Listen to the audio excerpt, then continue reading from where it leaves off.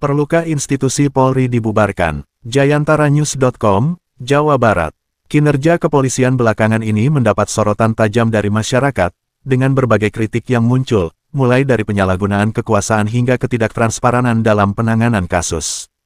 Ketidakpuasan publik terhadap cara polisi menangani berbagai masalah, baik dalam proses penyelidikan maupun interaksi dengan masyarakat, semakin memperburuk citra institusi ini. Namun, penting untuk dicatat bahwa pembubaran kepolisian bukanlah solusi yang mudah atau tepat. Alih-alih menuntut pembubaran, lebih bijak untuk memfokuskan perhatian pada reformasi dan penguatan lembaga ini, agar lebih sesuai dengan prinsip keadilan dan profesionalisme. Kepercayaan masyarakat terhadap kepolisian semakin menurun. Penyalahgunaan kekuasaan, tindakan yang menzalimi, bahkan upaya mengkriminalisasi masyarakat, adalah beberapa contoh nyata yang memperburuk citra institusi ini. Salah satu masalah yang sering dikeluhkan adalah prosedur pembuatan laporan.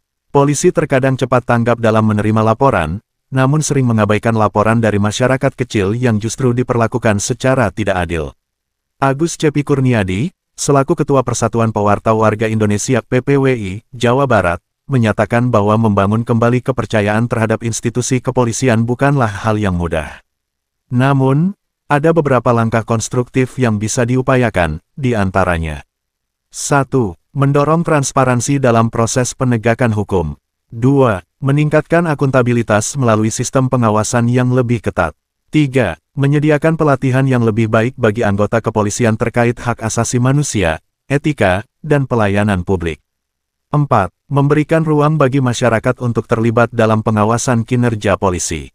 Reformasi menyeluruh sangat diperlukan, dengan menempatkan pemimpin Polri yang kompeten dan berakhlak, mulai dari Kapolsek, Kapolres, Kapolda, hingga Kapolri. Namun, pertanyaan yang muncul adalah siapa yang memiliki kewenangan untuk melakukan perubahan tersebut. Apakah Kapolri atau Presiden yang harus mengambil langkah untuk merubah sistem kepolisian ini? Menanggapi hal tersebut, Agus Cepi Kurniadi, yang juga selaku pengamat kebijakan memaparkan beberapa hal.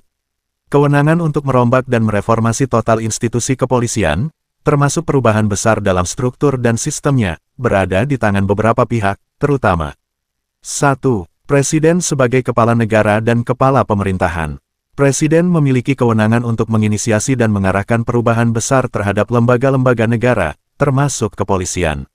Presiden dapat membuat kebijakan, peraturan pemerintah, atau bahkan mengusulkan undang-undang yang berkaitan dengan reformasi kepolisian. 2. DPR, Dewan Perwakilan Rakyat. DPR memiliki kewenangan legislatif untuk membuat undang-undang yang dapat mengubah struktur dan fungsi kepolisian. Jika diperlukan, mereka dapat merumuskan undang-undang baru atau mengubah undang-undang yang ada untuk mendorong reformasi yang lebih mendalam. 3. Kapolri Kepala Kepolisian Negara Republik Indonesia. Kapolri memiliki peran besar dalam implementasi reformasi di dalam internal Polri. Meskipun Kapolri memiliki kewenangan administratif untuk melakukan perubahan dalam struktur dan kebijakan internal kepolisian, reformasi total yang melibatkan perubahan besar umumnya memerlukan dukungan atau instruksi dari Presiden dan DPR. 4. Masyarakat dan lembaga independen. Tekanan dari masyarakat, termasuk melalui organisasi-organisasi sipil, media, dan lembaga-lembaga independen yang mengawasi kepolisian, juga berperan penting dalam mendorong perubahan. Suara publik dan hasil evaluasi eksternal dapat menjadi bahan pertimbangan bagi Presiden dan DPR dalam mengambil kebijakan.